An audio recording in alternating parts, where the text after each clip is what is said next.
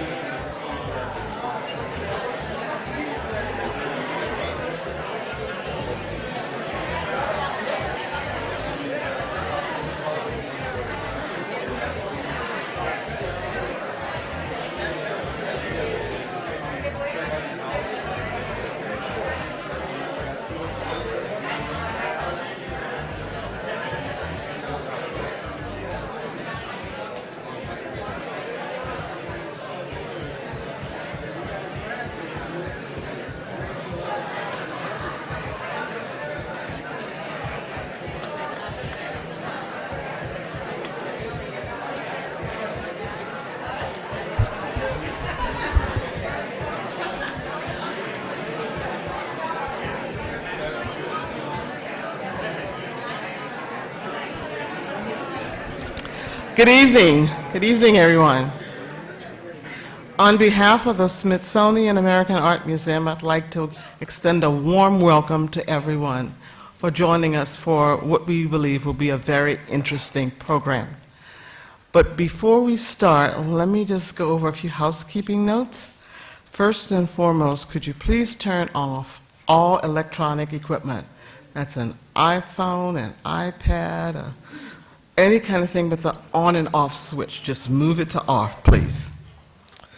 Secondly, we will have a question and answer session after the presentations. And we ask that you go to the microphones in either of the aisles and present your questions. The reason for that is that this is a live webcast. And without the microphone, our viewers from around the world will not hear your question, but will only hear the answer, which is somewhat inconvenient. I'd like to ask if you could consider filling out a comment card that is located at the back of the auditorium. Right as you exit, we'll have comment cards for you. It would be greatly appreciated if you can share your thoughts about this program, about your experience here at the American Art Museum. I assure you that our director, Betsy Broom, reads every last one of them. So if you're interested in having more programs like this, that would be the time to mention that.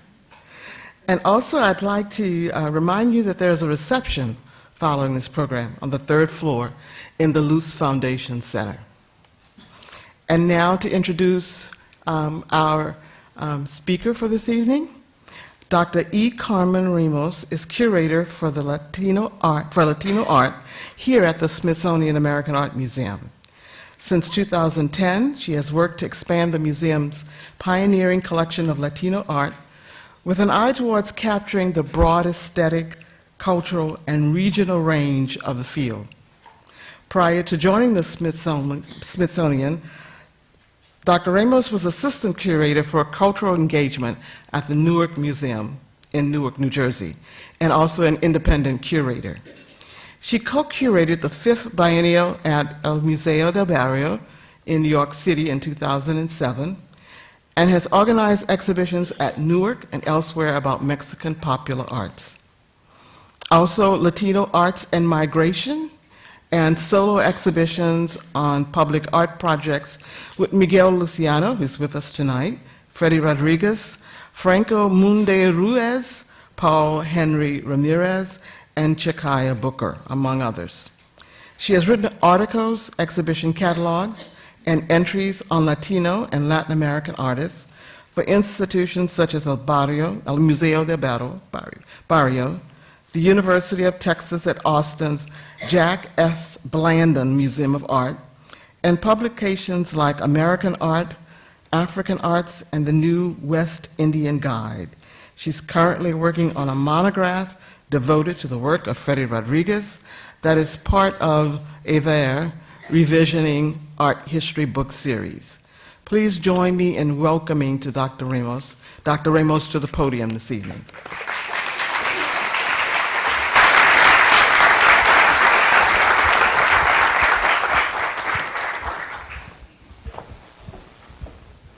Thank you, Nona, and welcome everyone. Buenas noches.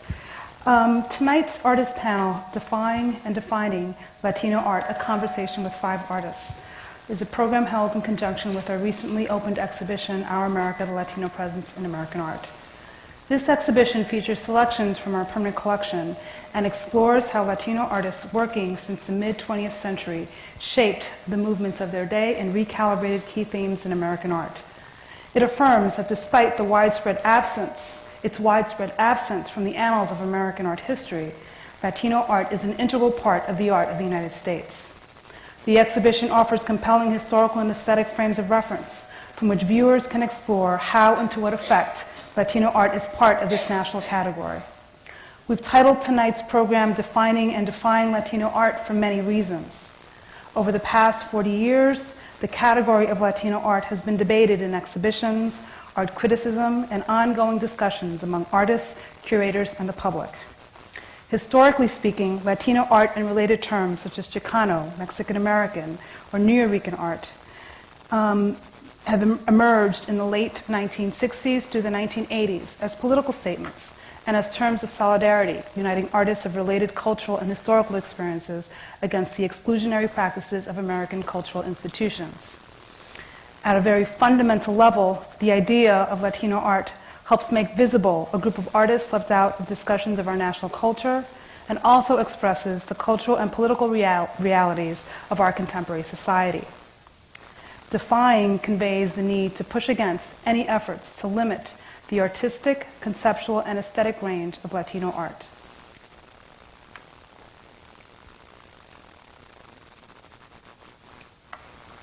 We are delighted to have 5 distinguished artists from across the United States whose works are featured in the exhibition to explore these and other issues. We'll be joined by Amalia Mesa-Bains, Jesús Moroles, María Martínez-Cañas, Miguel Luciano, and Elia Alba. Tonight's conversation will proceed in 3 parts. First, each artist will be invited to briefly introduce their work and concerns by discussing a recent project. Next, the 6 of us will engage in an on-stage conversation that engages their work and careers from multiple points of view. And finally, we will open the floor to questions from our audience. But before we start, I'd like to share a little bit about our special guests and give you a quick glimpse into their work featured in the exhibition. I will introduce them, and they will speak in geographical order, from the west to the east coast. That's why I put the map up. Okay. Amalia Mesa-Bains is an artist and cultural critic. Her artworks, primarily interpretations of Chicano altars, resonate in both contemporary formal terms and in their ties to her Chicano community and history. She has pioneered the documentation and interpretation of Chicano traditions in Mexican-American art and is a leader in the field of community arts. She has exhibited extensively at major national and international venues. Among her many awards is the Distinguished MacArthur Fellowship. She is Professor Emerita in the Visual and Public Art Department at California State University at Monterey Bay. Jesús Moroles is known for creating sacred environments around the world, like the 1902 Houston Police Officers Memorial and the 64-ton lapstrake located across MoMA in New York City. Jesús is a recipient of the 2008 Gold National Medal of the Arts, the highest award given to artists by the United States government. A graduate of the University of North Texas in Denton, he apprenticed with Luis Jimenez and later worked in Pietrasanta, Italy. He has also served for 13 years on the Board of Commissioners of our museum. He continues to work out of his studio in Rockport, Texas. Oops. A little bit out of order. Okay. María Martínez-Cañas was born in Havana, Cuba, raised in Puerto Rico, and lives and works in Miami since 1986. She is a graduate of the Philadelphia College of Art and the School of the Art Institute of Chicago. She works with innovative and non-traditional photographic media and has exhibited extensively in the United States and abroad, with 35 one-person exhibitions and over 250 group exhibitions. She is the recipient of the Cintas Fellowship, a National Endowment for the Arts Award, and a Fulbright Hayes Grant, among many others. Since beginning his career, Miguel Luciano has explored the rich links between history and popular culture. Born in Puerto Rico, raised on the island and in the United States, he fluently interweaves references to both places, exposing the tensions between the two. He has exhibited nationally and internationally at venues in major cities like San Juan, New York, Mexico City, and Paris. Luciano is also a leading collaborative artist. He is a recipient of many awards and a recent fellow of the Smart Power Program, an initiative of the Bronx Museum of the Art and the U.S. Department of the State's Bureau of Educational and Cultural Affairs, which sent 18 U.S.-based artists to 15 countries around the world to create community-based projects. Elia Alba was born in New York City, studied at Hunter College, and completed the Whitney Museum Independent Study Program in 2001. Her wide-ranging photo-based works that investigate the constructed nature of contemporary identity have been exhibited at venues such as the Studio Museum in Harlem, and Museo del Barrio, the Rizzi Museum, the Reina Sofia in Madrid, and the 10th Havana Biennial in Cuba. She has received numerous artist awards, including Joan Mitchell Foundation grant, and is currently an artist-in-residence at Recess Activities, where she is working on a publication event series titled The Supper Club. I now invite our guests to the stage.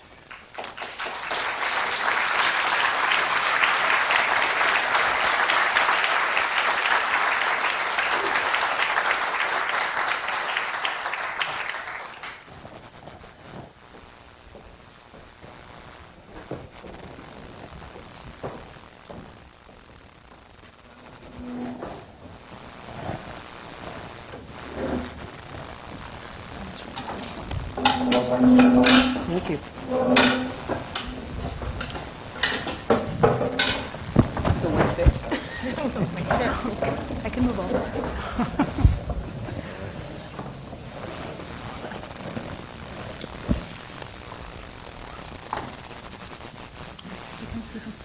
All right, I'm the first because I come from the West Coast, not because I'm the oldest. And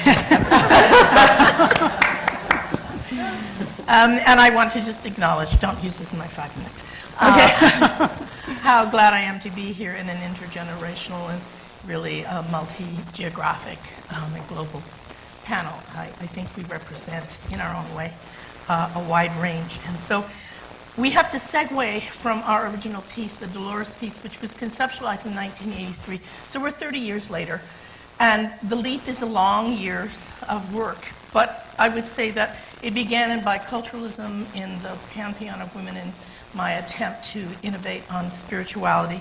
And it takes me through libraries, laboratories, gardens, and landscapes, and museum interventions. And so now what I'd like to show you is a current project called the New World Wunderkammer that's done at Fowler Museum in Los Angeles. And it's a very large piece that was undertaken with the help of the museum. And what I'm trying to do in this piece is to integrate the violence, the healing, the history, and the memory of the beginning and origins of our communities in the U.S., in the New World, which was very old. And so I use the theme of mestizaje. So you'll see the African, the Mesoamerican, the Americas, and you'll see also aspects of the colonial. Each of the cabinets has a guardian figure that is the witness to history, and all of them have a blessing space below them. What I was after was really, from many years of interventions at Cornell and at Williams, a number of other collections, was really the idea of recovery and renewal, that I could bring these pieces back to life after the years of dispersal and collecting, and give them back the dignity that I felt that they had lost in those years.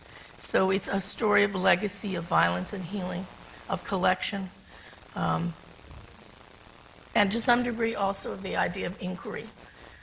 Tomas mentioned this morning the idea of creative knowledge, and I feel like the process of inquiry drives a lot of the work that as an artist I have engaged in.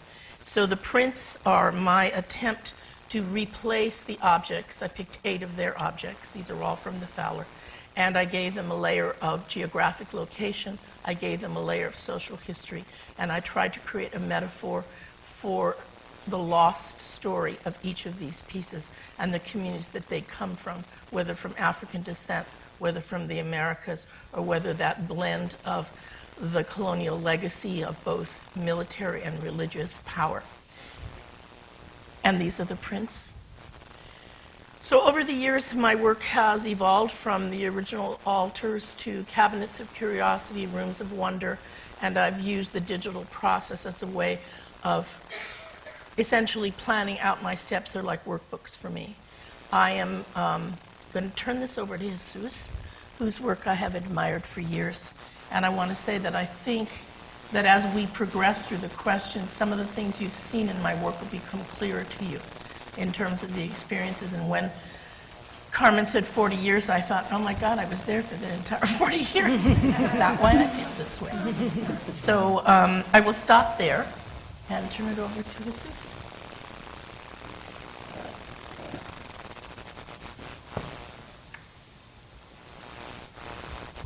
This is in Houston, and this is one of the sacred spaces. The way when I was asked to do this, I went and looked at the site, and then came back in a year after looking around and see what makes this place special. And I decided that I wasn't going to bring anything to the site, that I was going to act like the Jolly Green Giant, and I was going to dig up the ground, and then what I got out of the ground, I was going to make a mound, and I wanted to go up the mound, so I made the terraces going up, and then I wanted to go down into the holes I created, and so that's how all the terracing, and you can see that you can't go straight up, so it's a maze. And so like this is the only pyramid in the world that actually is sitting, that it's not sitting just on the ground, it's actually growing out of the ground. And so because I wasn't just making a ziggurat, I came up with, and it's a maze, so you can't go straight up. You have to find, it's like life, you have to find your way, and there's a fountain at the top. This is an exhibition at the Dallas Museum where I did a prayer wheel I was in Tibet, living in the Podolon Palace to try to figure out what makes places special, and came back and made a big... here's the museum in Wichita, Kansas. They wanted me to put a piece in front. They had $60,000, and I told them that there was a very important space. I decided that that ramp was their entrance, and it should be underneath. And so I came up with an idea to redesign the front of the museum, and I made a 4-level sculpture garden. And it was $3 million instead of $60,000.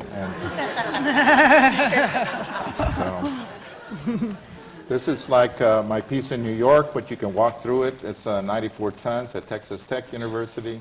The Joslin Museum, where they have in the collection the drawings of Lewis and Clark, and so I did base the piece on that. And my recent project is Shanghai, where I did this 50-foot, 9-foot diameter column with water, and then the river and landscape. I moved the trees over, and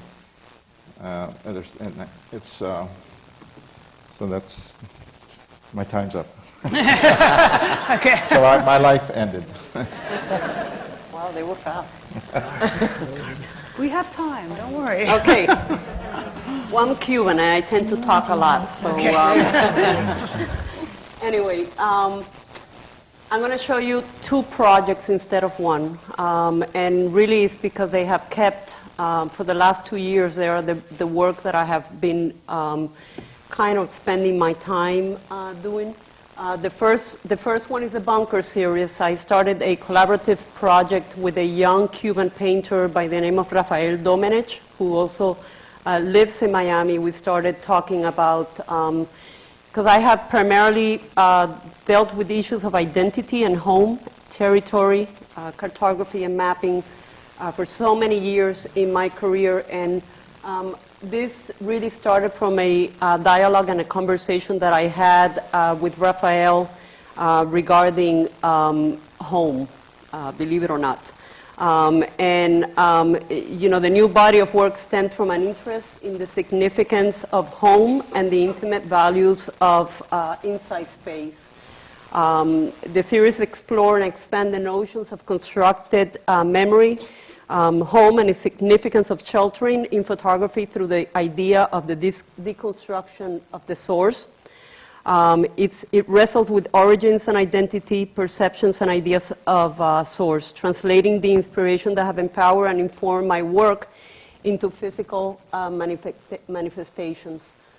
It's brand new work. This is from this year. And it's still not finished, it's work in progress, but they are, is a body of work that I feel that totally took me back to some of the earlier work that I have done many, many years ago. And it was something that I feel also very close to. Also the bunker, with all of its powers of protection, can be transformed. Its sense of protection shattered as to negate its primal use. And there are about 10 works right now. We're probably going to be doing about 14 or 15 works total in the series. So I'm still working on that. And the next project, which are going to be 5 more images, is because in 2003, my father, who is Jose Martínez-Cañas, acquired part of the archives of Jose Gómez-Sicre, who for 36 years was the chief officer of the Museum of what at that time was called the Museum of Modern Art of Latin America at the Organization of American States here in Washington, D.C. My father met Jose Gómez-Sicre in Havana, Cuba in 1953. The Cuban painter Kundo Bermúdez introduced them. And my father had recently acquired his first Cuban painting a few weeks before from Kundo, and Dad was 16 years old when this happened. They spent a Saturday afternoon together in Kundo's studio in the rooftop of an apartment building in El Vedado, Cuba. The next meeting between my dad, my father, and Jose Gomez Sicre did not happen until when we were already in exile in 1960, when my dad came to Washington to meet him at the Pan American Union here. I met personally Pepe in 1968 when I was 8 years old. And what I'm showing you are some of the things that are encountered in the archives that were acquired. I met him at the age of 8 when my parents flew to Washington from Puerto Rico, where I grew up, for Kundo to have a painting of my mother and the three of us, which my mother still owns the painting after all these years. But it is not until this summer that I was able to sit down and read and looked in definite everything that is included there. I haven't been able to really open all the boxes and all the negatives and everything that is there, so I still don't know what is in its totality. But what happened is that after Kundo painted us in 1968, he mentioned to my parents that winters in Washington were very cold. And my parents invited him to come and live with us in Puerto Rico, which he did. He became like a grandfather figure for me.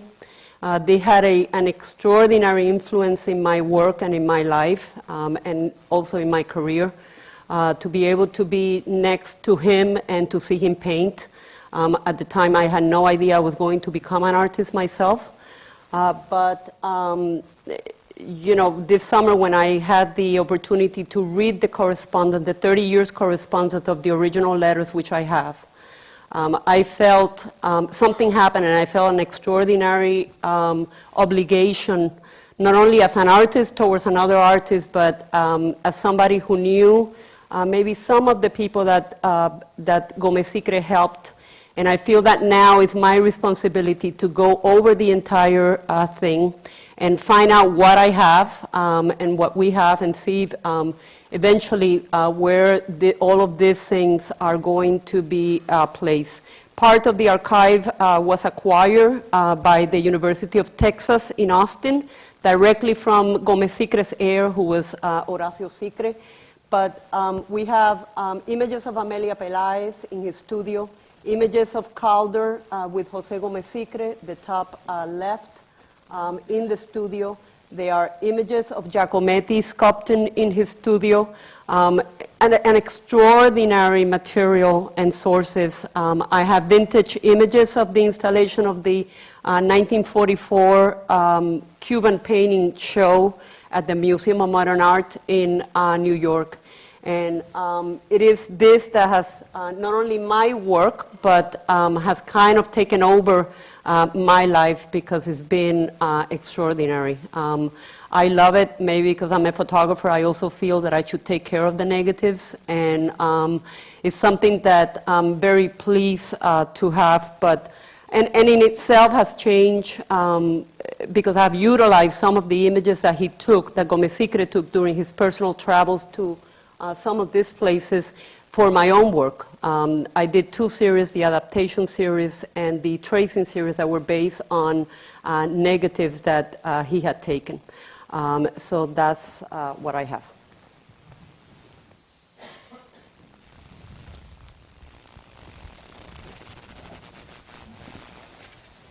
All right. Thanks. First, I just want to say that I'm really grateful to be here and very honored to sit among such an esteemed panel. So thank you for putting this together, Carmen. I really appreciate this moment. This is a piece that's connected to the current work that's on view upstairs from the Pure Platinum series. And so it's based on a series of objects where they're really plantains, green plantains that were plated in platinum. So on the surface, there's a real layer of platinum. It's very thin, but on the inside, there's an actual plantain that's been rotting and withering away. And so this image is called Plátano Pride. And it's really about the commemoration of a stereotypical yet iconic symbol of Puerto Rican and Caribbean culture. and also the transformation of a symbol that has historically maligned associations with our African heritage, with our working class roots, with migration, all of which become tremendous sources of pride for later generations, especially in the diaspora. So this is from like 2006. The boy in the picture is a former student of mine. A lot of the work that I make, I'm also interested in sort of creating accessibility to young people and connected to the community that I live in. And in my recent work, it's also very connected to young people and connected to public art, which is one of the things I've loved most, I think, throughout my career, is doing sort of community interactive kinds of projects. This is from Nairobi. This was last year through the Smart Power program. I got to go to Nairobi to do a community-based project, and the project centered on kites and kite flying. And so the kites in these projects that I've been doing have been really symbolic of flying and freedom and really unpacking what that means to different communities in different parts of the world. So this is Sela and Adi, and they're about 7 and 8. This was in East Nairobi. And so the kites are handmade paper kites, and they're made in a very traditional sort of Caribbean style. And then I photograph everybody who makes their kite, and they can pose however they like for the kite. And then we have that image enlarged, life-size, or even larger than life. And it's pasted on the face of the kite, so that when you fly the kite, you know, potentially you see yourself flying the sky, right? And so for young people especially, it's a really moving and exciting kind of experience. Even seeing your own image larger than life for the first time for a young person, that was the first experience for most of the young people in this project. So we spent a day building the kites, and then on the second day of the workshop, I get the photos processed, and we have them printed, and we attach them to the kites, and we finish them. So this is Wilson. And this is Vicenza. And so you can see here, like, the images are actually larger than the actual young people. And then the project culminates when we fly the kites, right? And so one by one, we try to lift each kite into the sky. And it's like, you have to have at least 2 or 3 people helping. It's like, it's a collaborative project, and it requires you working with other people to help your own image elevate, just because of the size of these kites. And so when they actually fly, it's a really beautiful, very kind of visually poetic experience, and dramatic, and hopefully very memorable, especially for young people, to see themselves, even for a moment, sort of in the sky and imagine, all of the associations and the possibilities with that kind of an image. And so we had both young people and adults, sometimes parents, who also joined in the workshops. And this is Mama Shabu. She's one of the mothers of one of the participants. And in the culminating project, we flew. In Nairobi, it turns out there's not a lot of wind, and that was the curveball of this whole project. So we had to actually travel to the outskirts of the city. And the beautiful part about it was that on the outskirts of the city, it's not only windy, but you're on this ridge where the Rift Valley begins. And so from one side of the hill, you see the Rift Valley. From the other side, you see the city in the distance. And these were kids from the city who were traveling out to the country also for the project. So it was visually really dramatic for us. More recently, I've done this project here in D.C., and this was about this time last year, around election time.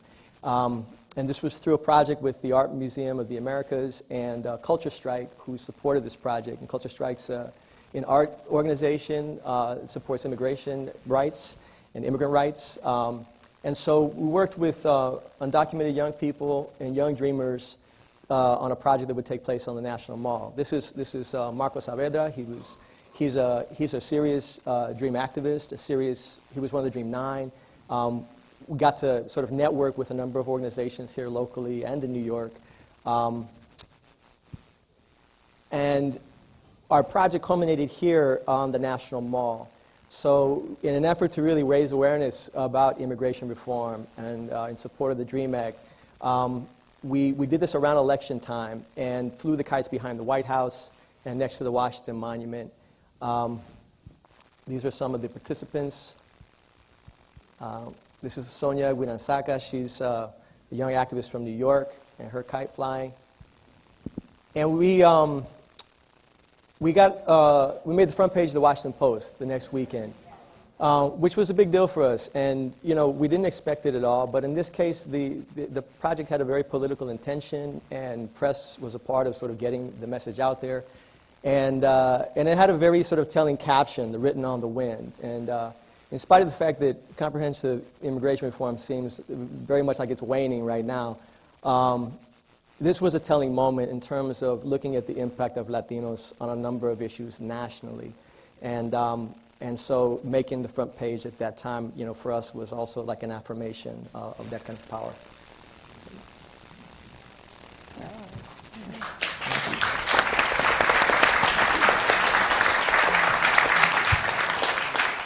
Hi, my name is Elia Alba. Thank you, Carmen. I'm really happy to be here with all these artists.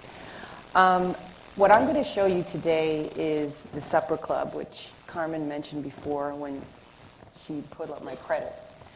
I'm going to talk a little bit about it, and then I'll go through the images. The Supper Club started off as a response to Vanity Fair magazine. I really like that magazine, even though it can be a little superficial. But but really, the idea when you look at at a Vanity Fair magazine, it's about taking people and making iconic images about them, and then they talk about them. They say that they talk in depth about that person, but that's never really the case. It's more fluff than anything else. But using that as a springboard, that also made me start to think about my personal dissatisfaction within the colored community overall, especially in New York City. I'm like a product of the 70s, and when you look at the Disco Project, which was about not the plastic parody we all know of Studio 54 and stretch pants. Before that, in the early 70s, it was about bringing people together because New York City was in a really bad place. It was bankrupt. And we were coming out of what? We were coming out of the Vietnam War, all these things, so there was it was a huge sense of being disenfranchised at that time.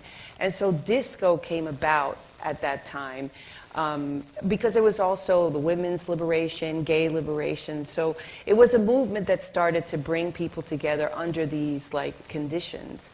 The DJ came of age at that time. And fast forward to this project, I always wondered why is it that we go and I find the Black community and the Latino community and the South Asian community that's kind of separate. But I feel even though our racialized experiences are not the same, there is a thread that connects us. And that was a really big push to bring all these different unique voices to talk about these racialized experiences into one place. I think, for me, that has a lot to do with who I am as a Latina, as always having to answer, are you this? Are you, are you black? Are you black-white? Are you black-Latina? And it all comes from all that sort of place. So I went ahead, Miguel's in the book, well, I just haven't photographed him yet. So basically what the book is, what the Supper Club is going to be, I'm going to photograph 50 artists of color. And each artist is going to have their own moniker. And every moniker is going to be based on the artist's practice and what I know about them. I try to bring a little bit of the personal into that. So it's basically artists as source material. So that's the visual component of it. So for you to understand. And what I've been noticing as I'm photographing these artists, that there are specific trends that do really unite them, because I have to really look at each artist before I photograph them, and I have to study them in order to make this kind of conceptual portrait of them.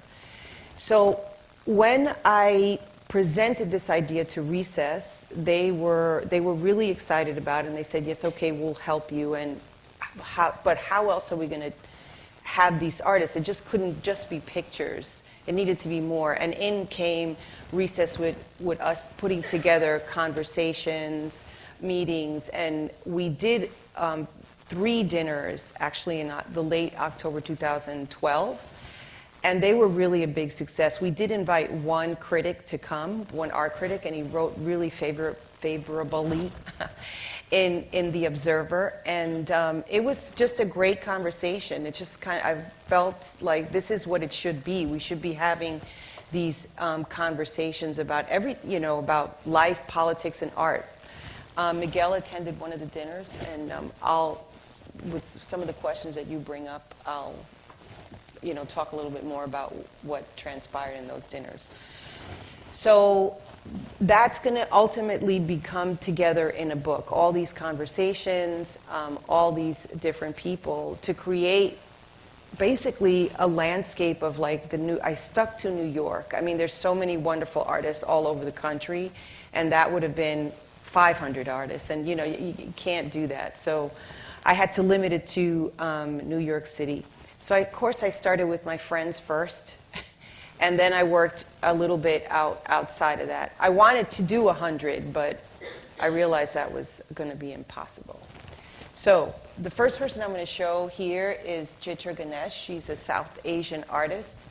If her practice, she deals a lot with a lot of her moniker is the dream weaver. So I fashioned her a lot after that famous David Bowie picture from Ziggy Stardust, because I believe she brings that kind of fantasy element a lot into her work to address issues of just political issues in her work.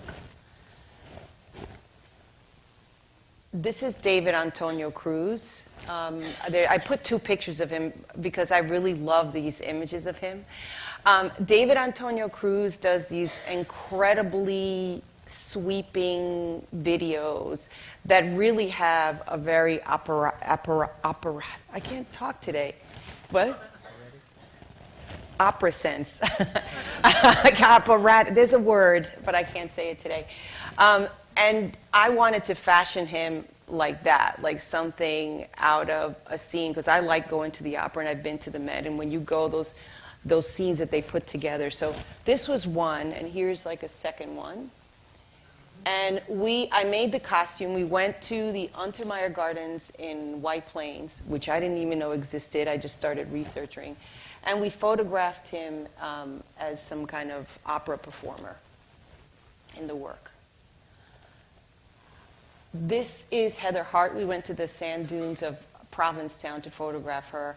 Her work deals, it's kind of like a mix between Mad Max and Thunderdome and an oracle and ritual. And I wanted her to be like this kind of oracle that wanders through the desert. And if you've ever been to those sand dunes, they're like miles and miles long. You really feel like you're somewhere else. Irvin Morazan. He is, I fashioned him as a shamanistic Che Guevara. A lot of the work that he does, he builds these amazing headdresses and everything. It's very ritualistic and spiritual.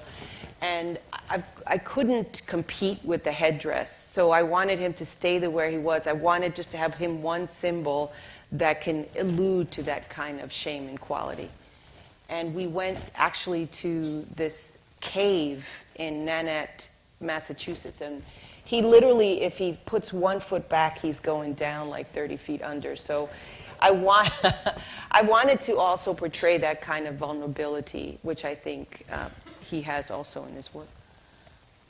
This is Raj Kalon. She's in New York, but now she moved to Berlin, but I can't take her out of the book anymore.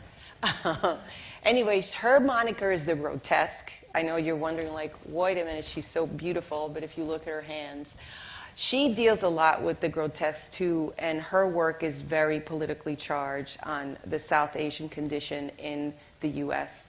Like Chitra, but Chitra does it through fantasy and comics. She does it more through drawings that are just like that, like disembowelment and severed fingers. And so I figured let's throw some fingers in there. This is as far as I wanted to go a little bit further with her, but she was shy and she says, okay. I'm like, okay, we'll do that. This is Latoya Ruby Frazier. She's the Bredonian. Latoya, some of you are familiar with her work. A lot of her work is based around Braddock, Pennsylvania, and it has a lot to do with her mother and the conditions that, corporate greed and, that's happening right now in post-industrial cities. And so I wanted to fashion her after, like, Kathleen Cleaver, Angela Davis of the 70s as, like, this activist. We photographed her in the Braddock Library. I think this is the last one. No, this is next to last. I'm almost done. This is the Iglesias sisters. They have their own individual practice, but they also have a collaborative practice.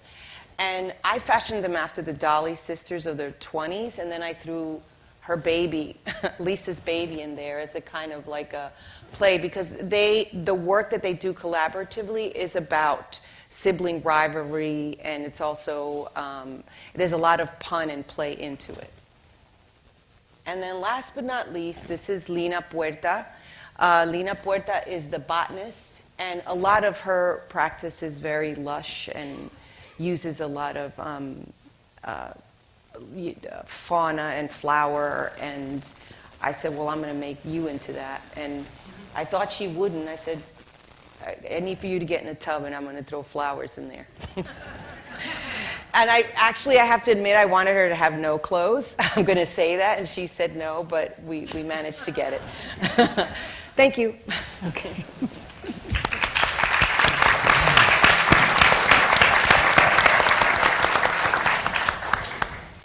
After that, my question is going to seem utterly boring. Okay. But I just thought we would start with a very question that's very much tied to the thesis of the exhibition, of which all of you are part. And that is, how would you describe your relationship to the national artistic scene and the history of American art? That's a really big question, and we're going to piece it, take it apart, looking at it from different perspectives. It's a very big question, but... So should I start with the ugly first? Please. Yes. Okay.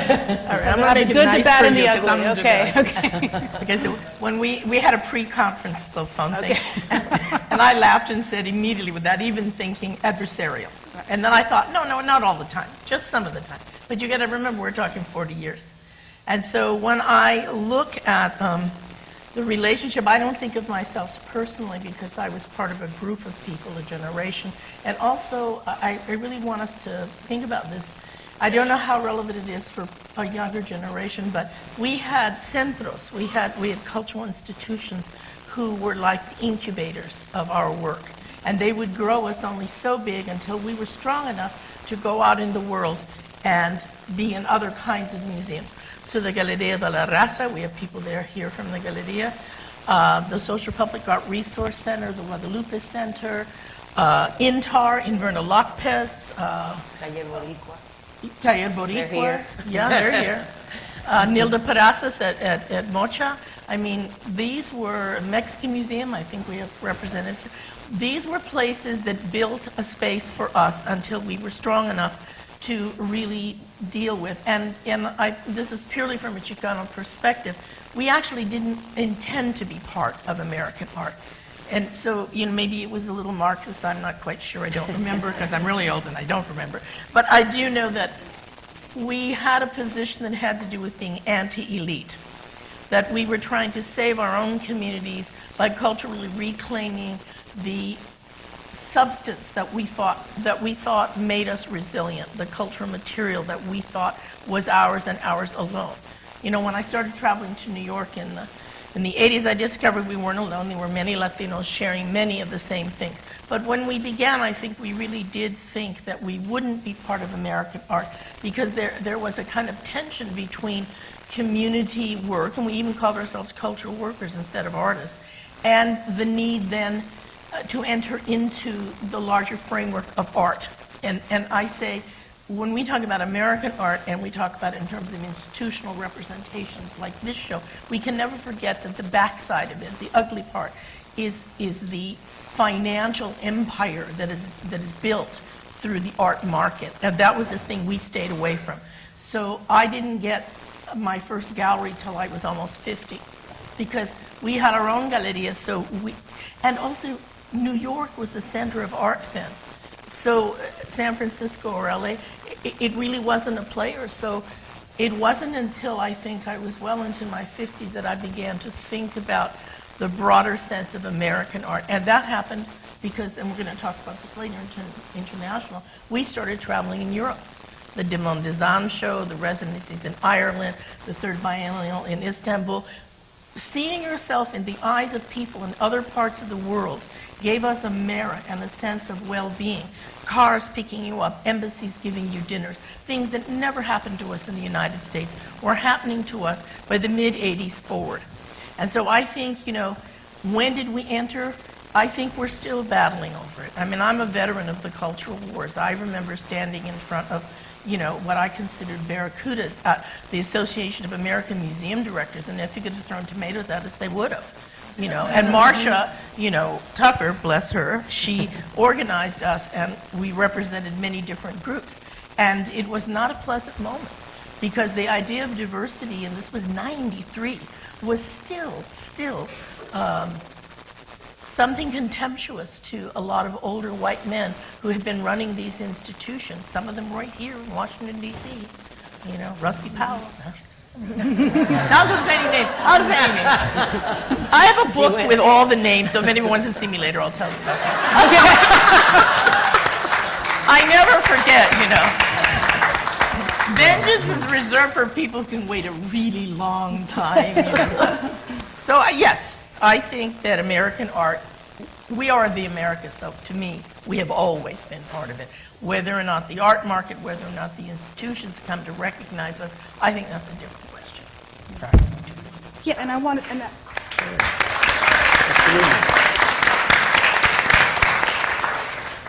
I guess I wanted to make this distinction between being formally acknowledged as part of American art and the fact of being an artist working in the United States. And That's right. And that's what I mean. It's the fact of it, not whether you get the acknowledgement, because we know that that's not fully there. That's what this exhibition is all about. It's about to point that out.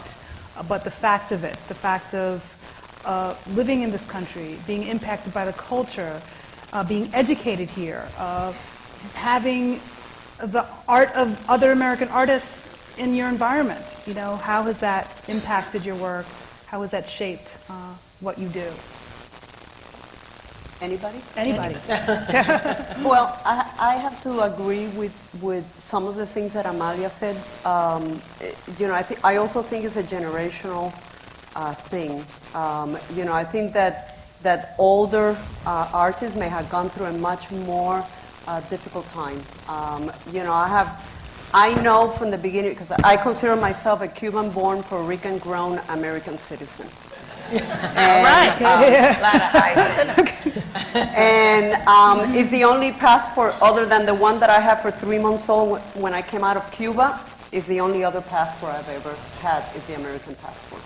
And I know that what I wanted when I was much younger, I couldn't do it because, like she said, we had to show at places that I remember showing in Chicago for the first time at the Mexican Center because nobody else would show our work. It's almost like they looked at the last name and then they decided they wanted to show us. And, I didn't want my work, especially to be acquired from museums because of where I was born. I wanted to have the work acquired because of the quality of the work, and for me that has always been very important. I don't want I have to come to terms with that idea that if we only show like in women's shows or Cuban shows or Hispanic shows, it's almost like we create this segregation type of thing that I knew I do not want to be part of it. And, I know that being Latina, Latin, Hispanic is very important to me. It has defined my work and my career. But there are so many other things. And that in itself, I stopped even doing work with the issue of Cuba as inspiration when I realized that somebody was looking at the work and was talking about nostalgia. And I decided it's time for me to move on because this is not what I want out of the work. For me at least but Did we wanted to show in other places? Absolutely. We were not selected for those other places, or we were not acquired in those other places.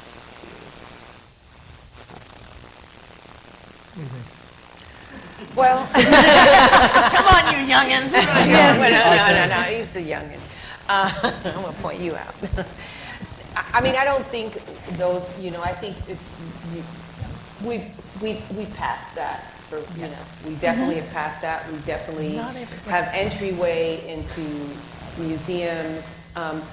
There's still, which is, I go back to the supper club, there's still division though. There's still the haves and the have-nots. And I think as Latinos, we still haven't totally gotten up there. I do see the African American community moving more forward as far as acceptance and a little bit more mainstream, provided you avoid all kinds of referencing to certain things. Sometimes, not all the time. But as far as us, as Latinos, I don't think it was as bad. Like, it's not the 70s anymore, but I do think we still have a long way to go to more full acceptance. I mean, it's easy to be overlooked sometime, even when you made an example with Carmen. That's like just a classic example. That was like a classic, because she was right there, like growing up right there in the same, and that still goes on, but we're more accepted now. I definitely believe that. Yeah, I think there's a long way to go still. Like, I think it's different for younger artists, maybe because there's a different kind of access, I think, now. But for different kinds of artists who make different kinds of work too. It's such a broad question, and it's a question of the kind of work that you make, and whether it's relevant or not to the art world, is a separate question sometimes. But I think of influences in American art, and I would include in those, for me, like people like Pepe Osorio and Juan Sanchez, and these were people who still I had to sort of independently seek out. They weren't part of mainstream art history texts when I was a student, and but those were the people who reaffirmed that you could be proud of who you are, where you come from, and that was a legitimate sort of like place to explore and express. And so I'm really grateful for those kinds of art role models,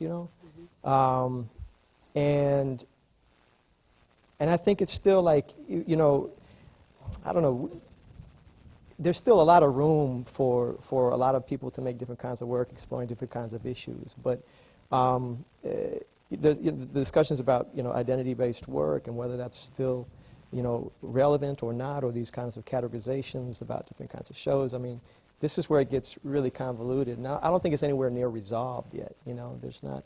It won't be until there's real equality. Yeah, because when we do something, it's called identity politics.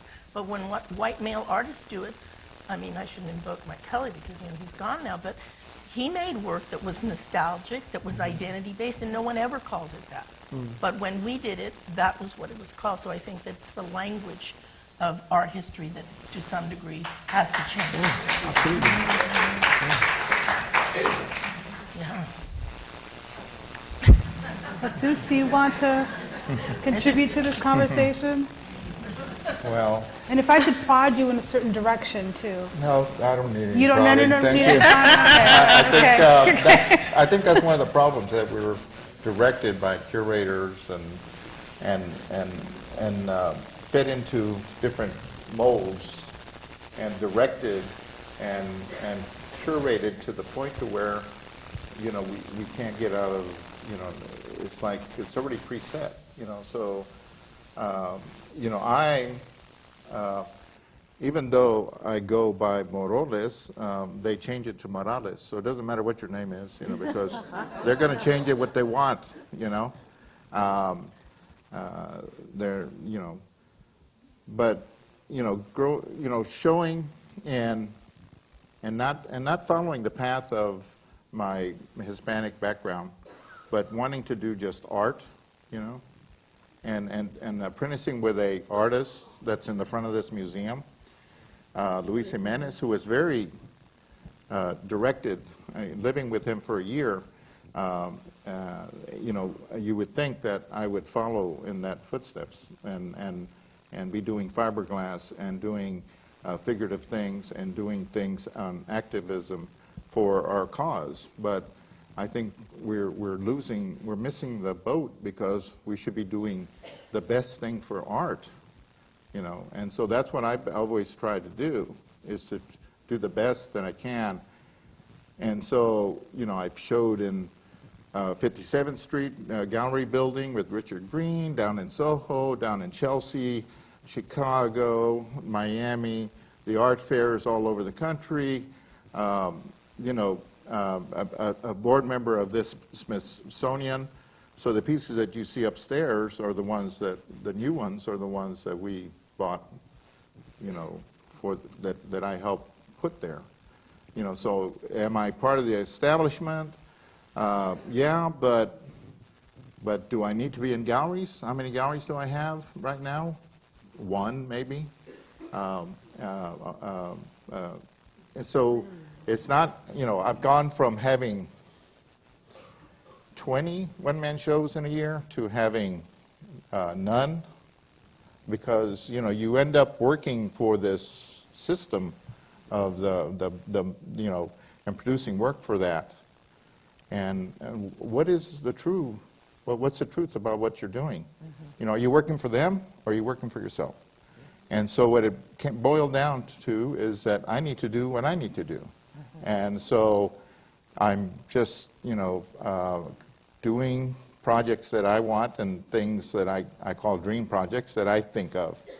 And so, you know, I'll do a museum show, you know, if it's the right thing. But, you know, I think that we're selling ourselves short if we don't try to just do the best that we can and show ourselves in the best light, you know. I was a board member of International Sculpture for 18 years, and so I changed their book. If they had an article about an artist, and they would write 4 pages, and they would have a little picture. And so I was the one that changed, and if you look at the magazine, even today, I left maybe 15 years ago, I changed the magazine to, if they had an article, it had to have, if it was a page of article, it had to have a page of pictures of that. If it had 4 pages, it had to have 4 pages of pictures. And so I can read photographs. I don't need anybody telling me whether it's good or not. You know, we're visual artists. You know, we don't need anybody telling us what we need. You know? So, sorry. I want to add something to this whole thing of galleries, because it's we know it's all market driven and it's what's trendy. I mean, I think now so even more. I do find that, you know, they'll pick up a kid right out of graduate school, they'll throw him in a gallery, and I don't, you know, that for me goes beyond whether you're Latino, Black, what, you know, it doesn't matter. And there's no, I don't know, I try to be very optimistic about all these things. I do feel that things are changing. It's slow, it's clearly slow for Latinos, but we do live in a country that only has 2 histories, and our histories have not been accepted. Our history, our Latino experience, our Latino migration has not been accepted in this country yet. And this is why maybe you'll see other groups going up, partly because they're part of those 2 histories. But we don't fit, we're gray. We live in a gray, Latinos live in a gray area, only because we're not only bringing what our family gives to us, but also we're here and we're still trying to adapt and mold, and you almost have to, like, an example, I am asked, well, what are you, okay? So if I say I'm Dominican, which is usually what I say, or I don't, and then I'm told, well, but you're black. I said, okay, yes, I am black. I'm Afro-Dominican, I guess. But then it becomes about I have to take a position of whether I'm white or black, because those are the only two histories that are being acknowledged in this country. So I think that really affects where we go. And the art market doesn't like gray. Everybody, they want to put you in a box. They do, everything. And then there's ageism, okay? There's ageism for sure. Because if you're not, you know, I mean, I started my practice much later in life. I didn't start in my teens. I was like 35 or 34 when I said, I'm going to do this before I get any older. And I do find, you know, I'm 50, and I do find like you. Okay, thanks. No, but what I'm trying, but what Kim, I thought she was 30. Thank you. I thought she was No, what I'm trying to say is that I sense the ageism. I sense that they, you know, I sense it, and it's so apparent. And if you're not, you know, if you're not trendy, and if you're not coming out of graduate school, it's just like I feel like the art market has become very fashionable too. But then here I am doing a book that is taking fashion, but I'm taking fashion and using it my way. Anyway, that's my 2 cents. Yeah, I think, you know, you're also like framing this question with a group that's, you know, experienced some access, you know what I mean? So like all of us up here have had, you know, significant sort of careers and access at this point to the art world and have made our way through it in a number of different ways. But I think it's the bigger question is what's happening for like the younger generations of Latino artists today, and that's a complicated question because again, it's like, you know, it's not one community. You know, the Latino community is a very heterogeneous community. You know, and it still boils down always to issues of class and location, and you know, who has access to opportunities, to studios, who can afford to do it. You know, and what kind of issues are going to be important to you know, to artists in different situations. And so, I mean, that's a bigger question we can talk about later, but Because really that gets even to the bigger question about our communities and the health of our communities. And we are often the exceptions. You know, we're the ones that had access and help, and we kept on going. Right. But we see in a new generation where they're not even getting art in public schools. So how will they, you know, be defined, find their tools, learn their craft? How will that happen? And in our communities are the ones with the least amount of resources to counterbalance that. In wealthier communities, if you don't have art in the schools, the parents get together and pay for an artist to come in. So I think, you know, I want to say this for people who don't know. Alicia Gonzalez worked at the Smithsonian a number of years ago, and she lodged a complaint about the treatment of Latinos, and it resulted in some activity on the Hill in the Hispanic caucus, which resulted in a report that was called, I believe, willful neglect. And out of willful neglect, a number of us, I think not everyone here, but I know myself, were collected in an initiative to bring Latino art into the Smithsonian. And there have been other initiatives. Carmen is part of the next initiative. So the truth of it is, we are sitting up here talking about issues of representation and culture within the context of a system that we had to force to do it. And we never should forget that, you know, because the irony now is that we're not a minority anymore. And one of the reasons that people are talking about all of these things, whether it's culture or politics, immigration, representation, you know, the next electoral, you know, candidate, it is because we are a power to be reckoned with. And for the first time, we have to act like one. We really have to. You know, we were talking, one second. We're out of control now. She's lost control. We're out of control. You were talking about, you know, having you have to have the means to do it. You have to have the studio capability Money, for sure. to be able to do these things, and so I realized that early on working with Luis. He was a one-man band with one assistant, myself, and I saw that this was a very slow process, and because of it, he doesn't have a lot of he only has like 10 monumental pieces, and of those only really 3 big ones, and the rest are smaller. So that's just a small amount of work. And so I decided that I had to have my own factory, you know. And so I built my own factory. I cleared the land. I built a factory, you know, 3 city blocks, and put the roof on it, put the crane in there, and so you have to be capable. And it's not because, you know, I have a piece in New York in the highest visible area in front of the Museum of Modern Art on 57th Street, and in my 6th year of doing art, you know. So it's lucky. I don't think so. You know, it was because of hard work. You know, all boils down to not giving up and doing work, and then work. You know, and you have to have a dream, and you have to stick to it, you know, and so you can be in the middle of museums, and you can do all those things if that's what your dream is, you know. You just have to set your mind to it, and it has nothing to do with, you have to just be focused, you know. I have many questions after all that. But one of the goals of this exhibition and this project was, I've called it different things.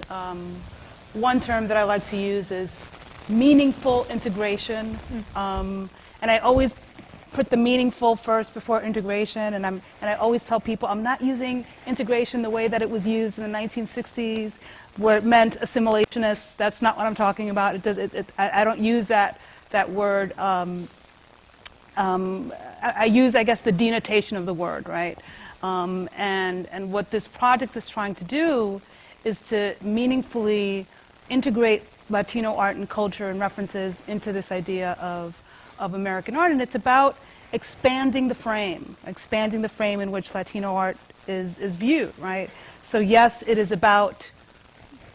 can be about a certain culture, a certain place, or a certain moment, but it also references a larger idea, you know, the ideas that Tomas was talking about the idea of America, right? You know, so let's talk about the different frames in which your work falls into, right? There could be a local frame, and many of you come from, you know, major cities that have a cultural milieu that have impacted you, you know. Can we talk a little bit about that? Dallas, public schools in Dallas, art teachers who were very giving, and so I think that that support of family, encouragement, and then the encouragement of the art teachers, which I give my hats off to always, to educators that can stand to do it day in and day out. It's amazing, and I don't know how they do it, but that's that you can come out of that and keep going from that, you know. So I think the schools and encouragement is a big thing. And I think that, at least for me, Miami, I moved to Miami after doing my BFA and my MFA. And for me, you mentioned family, and it was very important to go. I have never called Miami home, did not grow up there, never lived there. But when I arrived, it's not the Miami that it is today. We didn't have Art Basel, we didn't have all this media attention or anything like that.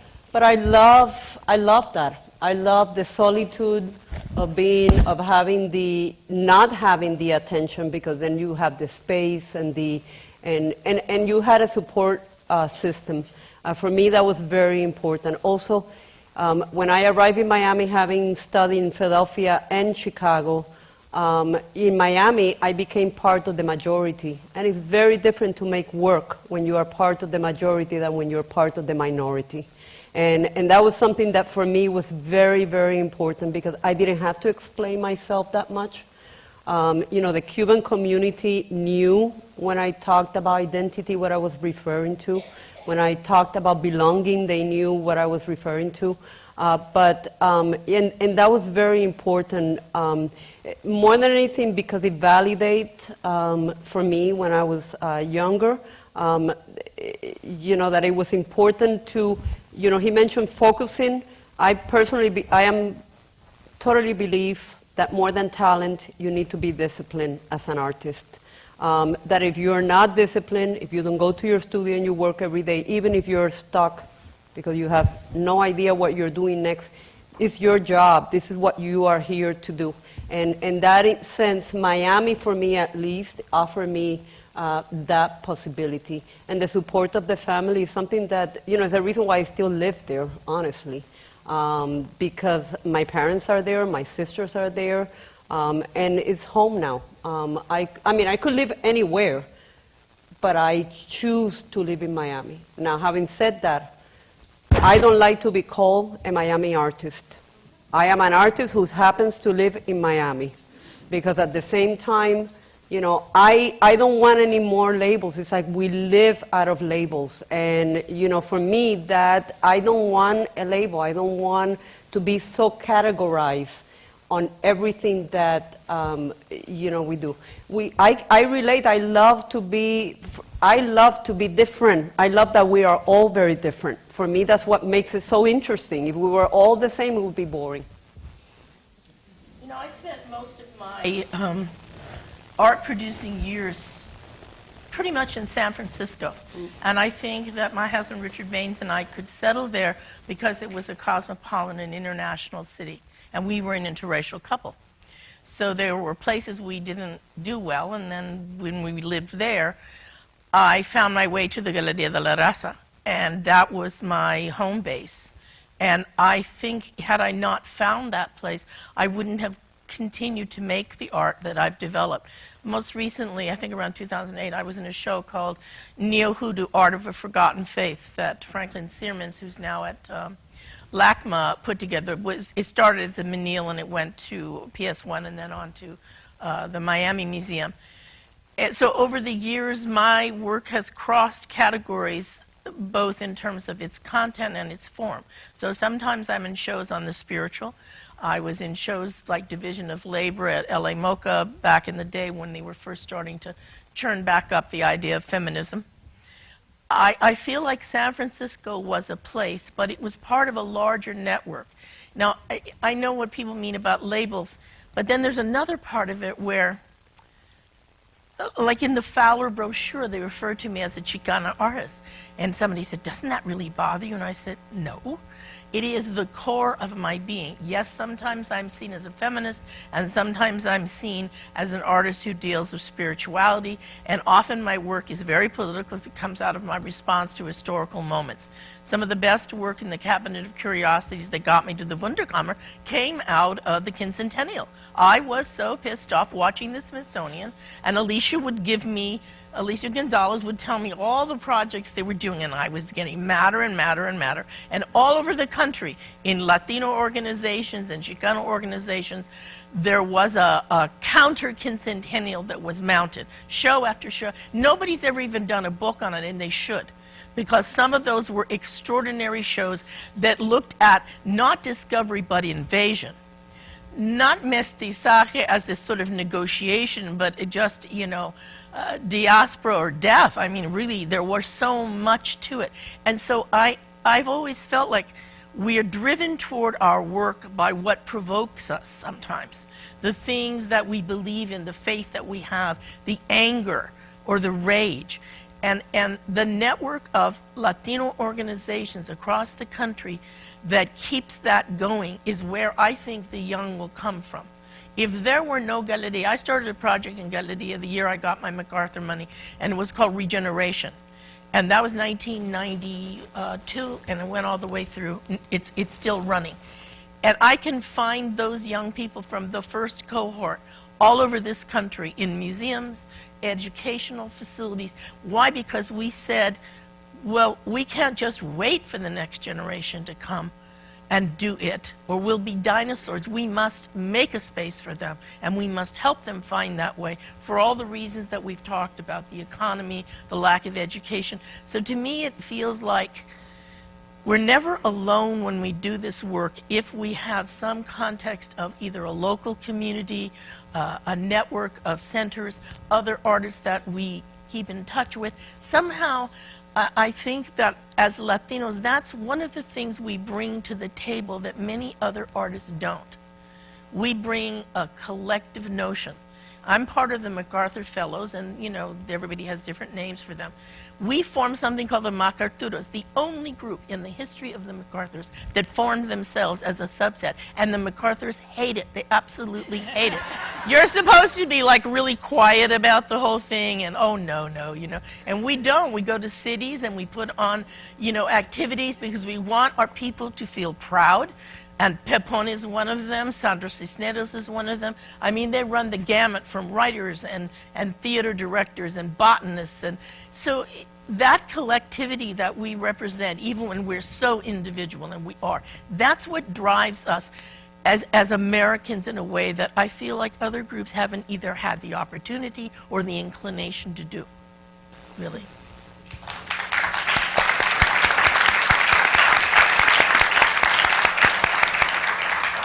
Our time is soon running out to open it up to questions, so we have to, if you want to say something, Miguel, then I may have one more question, and then we can open it up to the audience. I mean, maybe it's because I haven't had as long a career, so I feel like the categorization and labeling and so forth has not, I haven't found it in my experience to be a confining thing, you know, because the work exists in different kinds of spaces. It's gotten into different kinds of spaces. It's not always like an ethnically identified kind of show, but the experience that I have had in those kinds of shows have actually been powerful ones oftentimes. So, you know, because in bringing groups of artists together, artists of color, you know, whatever that the grouping is, it can be a really strong and powerful kind of a show or a weak one, you know.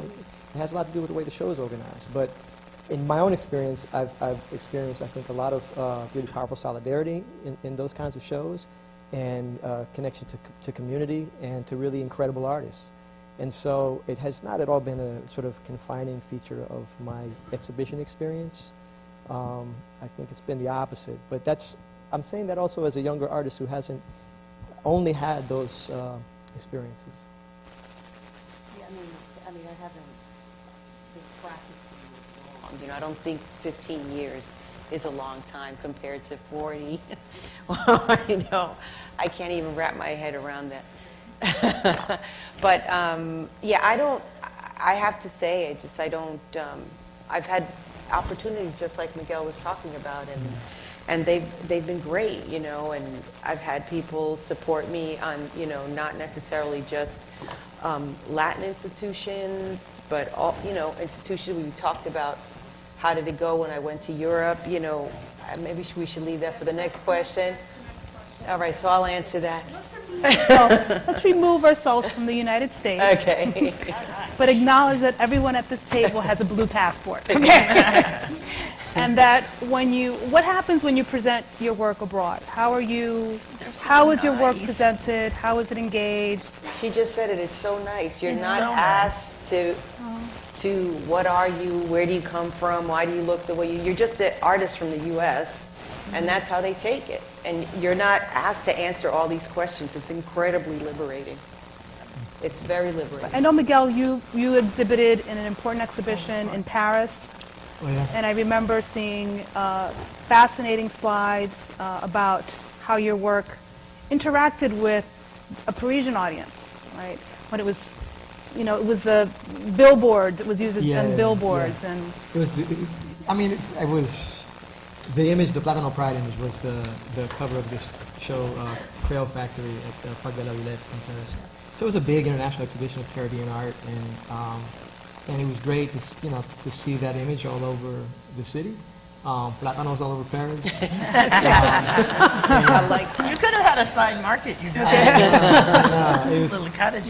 and it was overwhelming, but for me what was powerful about it was that a couple of things. One, that an image of Puerto Rican art came to represent the Caribbean in this, you know, international big show, and that hasn't really been the historic model, right? And so that was powerful to me, and it was more powerful still that it was a Puerto Rican kid from Brooklyn. So this is a New Rican kid who's also representing Puerto Rico and the Caribbean at the same time. And that image traveled to Mexico City and in a survey show at the Paseo de Bellas Artes, curated by Gerardo Mosquera. A couple years later, there was also like a broad show, but in a Latin American context. So it's had that kind of versatility, and I enjoy that. I mean, I like that it has that different people can access it, and maybe it's the plátano and sort of the symbolism of it. But I think sometimes it also, the work runs the risk of being misunderstood in other contexts as well. Yeah, trivial. And in Paris too, and being sort of exoticized with a lot of the other work that's there. And there's a long history of that in Paris. And so it wasn't without, without flaws, that experience for sure. But it's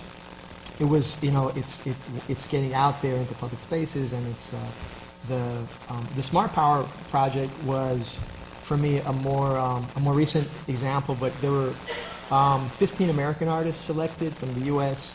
to represent the U.S. All over the world, in 15 different countries. All countries where the U.S. has, an investment in improving relations, essentially. But they selected artists to do projects abroad. And, we didn't have any real mandate from the State Department. We weren't ambassadors, we weren't working for the State Department, anything like that. But they trusted us to sort of represent the U.S. And it was a really diverse group. Rapon was in that group, myself, Zaveria, Brett, Kianga Ford. There was a lot of artists of color in this group. And that had a lot to do with the Bronx Museum organizing the project. It says a lot about the Bronx Museum and their connection to the community. But I was really proud, that we were the representatives. And the history of the Kite Project, I know I was explicit about this in the proposal, is that the history of that Kite Project was in Vieques, in Puerto Rico. And so the first time we did it with images of ourselves on the kites, we were flying them over the military fences to challenge the bombing exercises that were happening in Vieques. And so we couldn't cross the fences at that point. The military was still occupying the island. And we couldn't cross the fences without being arrested, but that was our way of sort of transgressing the border from the sky with this symbolic sort of crossing. And so they still invited me to be in the project after that. After that. So, it was, and again, I think the Bronx had a lot to do with that, but it was a positive moment in terms of looking at how thinking about who America is, who gets to represent it, and what that experience is like today, which is definitely shifting,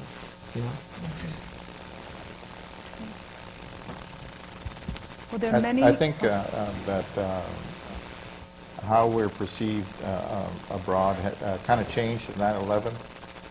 After 9/11, before it was like it was very open arms, and I think it was kind of a novelty to be in different places. They were, get invited.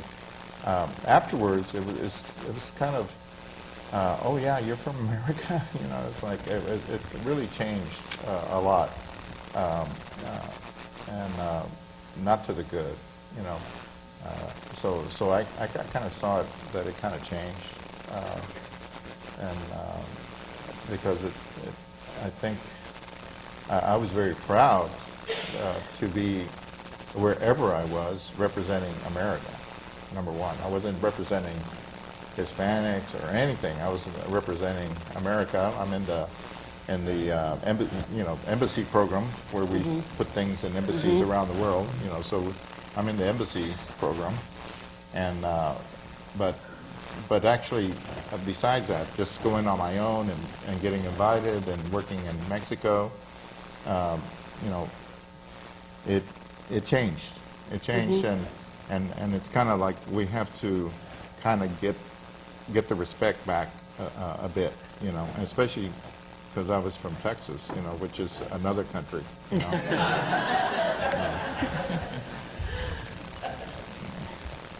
Well, I think it would be wonderful if we could open up the floor to questions from the audience. I have a question. Oh. We have just a few minutes. I have a question.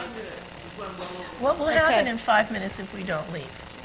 Oh, okay, so should I go ahead and ask? Go ahead, please Thank you. ask your question. Well, I would like to go back to a comment that Miguel made about how there's so much to do because we're not equal.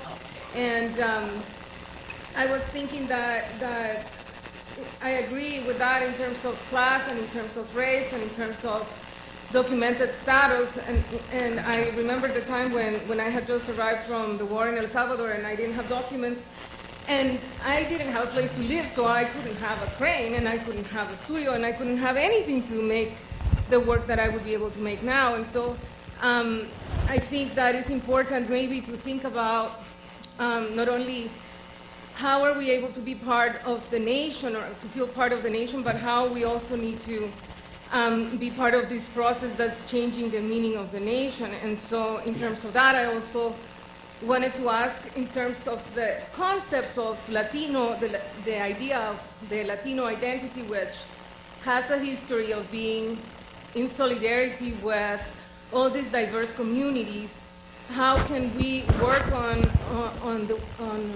improving the way that this Latino identity might erase part of our communities, especially the communities that are indigenous and that are also so present throughout the United States, but that don't see themselves as Latinos and don't see themselves as Hispanic, because for them it's really important to assert their indigenous identities. And so how do you see yourselves negotiating with those ideas about what Latino means? Thanks. You want to take a couple of minutes? Can we answer that? Yeah? Oh, yeah. No. Yeah, well, I don't have an answer to all that. But, what I wanted to say, and it relates to that question, but to a lot of things we were talking about, I think, is that a lot of the work is up to us. I think that we can't rely on institutions to sort of provide all of the solutions to these problems, to the lack of access, to sort of being inclusive and learning to be inclusive. And we can pressure that, but we still have a lot of work to do in terms of creating alternative spaces of support. And that's what's disappeared, and is disappearing fast, is actually creating alternative organizations, after-school programs, studio programs, alternative gallery spaces, places where we can actually exhibit the work of emerging artists. And those things are disappearing. There's no funding for it. We're like the most economically vulnerable group. And so it is a question of class and access and privilege, absolutely. And we have to remember that, and we've got to create alternatives to it. And I say that we as artists as well, and holding the institutions that are there accountable, and then creating new ones if there aren't what we have, Amiri Baraki said this a long time ago at a conference, and I never forgot it. He said that as people of color, we should participate in both self-determination and democracy. And when he talked about self-determination, he meant building our own institutions, alternative spaces. But when he talked about democracy, he said, we pay taxes. These institutions are paid to represent us, and we have to demand that. So one does not exclude the other. Because we have our own organization doesn't mean that I shouldn't expect the local so-and-so to do what they should do, because I paid my money. And otherwise, then it's taxation without representation, and we know what that means. That's not American. That's not American. I had a cultural center in Santa Fe, New Mexico for over 20 years, Moroles Cultural Center. And it was, I never had a show there, but I used it to invite artists from other countries. So we had I brought over 18 Korean artists, from Namjoon Paik to all the way to the most famous, all the way down to the young guys. Did a catalog. We brought China. We did a hardbound book, and it's called True Words. It was a village of deaf-mute artists, contemporary woodcarvers from China. We brought from Peru, contemporary photographers from Peru. Anyway, because I did this because I felt like we, as Americans, we think we were the end of everything, and we're not. We've been passed up, and so, and I opened this center just to show people, to bring people over here and to show them that, hey, these people are over here. They're doing great stuff over here in these other countries. We're not the end of the world. We thought we were the whole world, and we're not. Now we're way behind, and so, you have to do it. You can open up your own places. You can build your own studios. You have to you have to be directed yourself, motivated. You have to leave New York City, though. Yeah. Build a studio in New York City.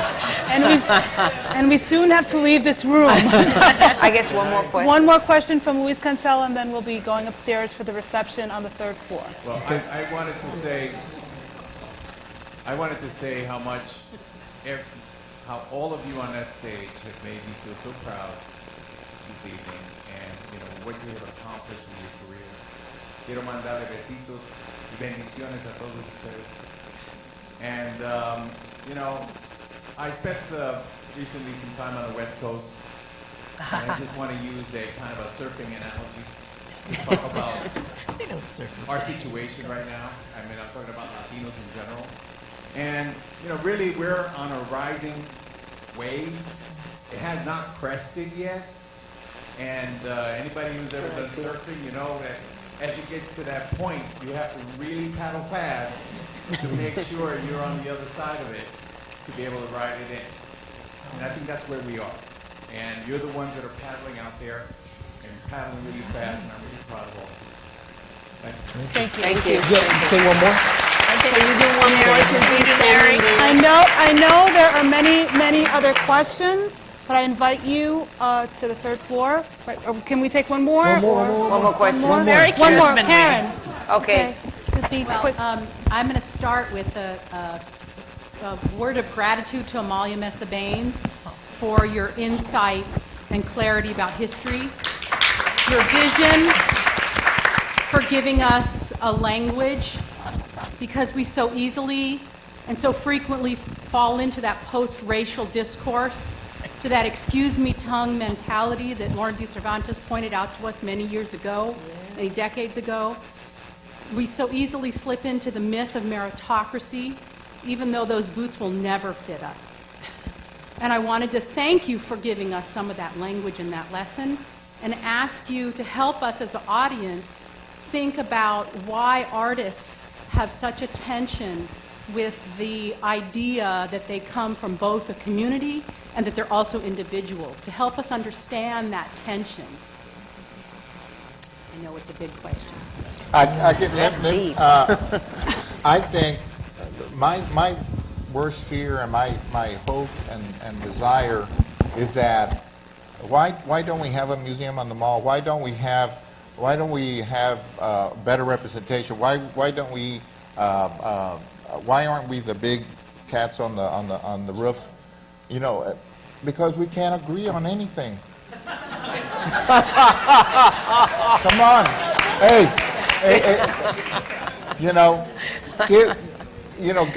I'll be the first one to sign up if y'all agree to do anything together. Okay, do you just have to remember this? Creative people have certain characteristics. They tolerate ambiguity better than most people. They have a permeation of boundaries. They have disassociative thinking. And they have complexity of mode, which means you can have it both ways. You can belong to a community. You can have an ethnic heritage. You can be an individual. You can be part of a larger panorama of art. We don't have to choose. And we should never let people force us into these false choices.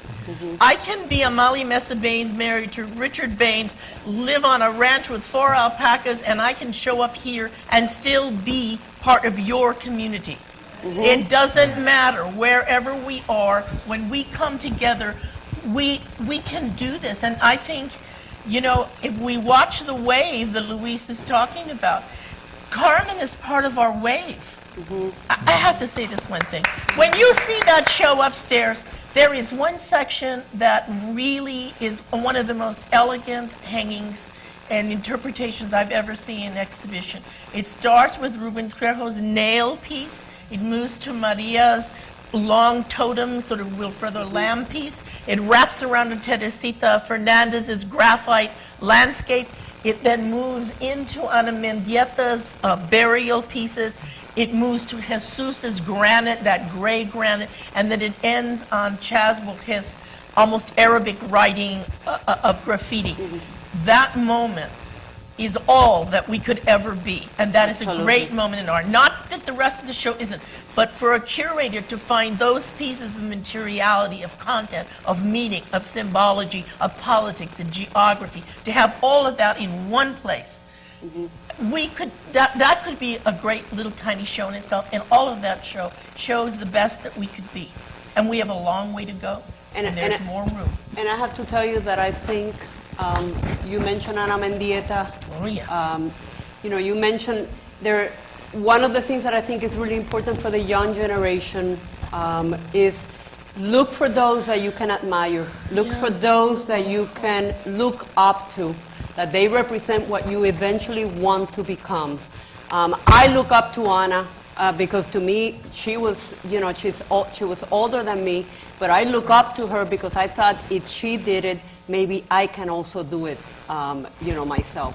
And it was really important because it defines and it supports you. So when the phone doesn't ring, the curator doesn't knock on your door, you don't get any letters or anything like that, you focus on what is important to you and as an artist, and you continue doing it no matter what. But you need to look for those things and those people that, that validate that it is okay, all the frustration and all the disappointments, because eventually you'll get there. You just have to work hard and believe. Thank you very much. Thank you, Carmen. Thank you. Please join us upstairs on the third floor. Thank you. Can we unhook now?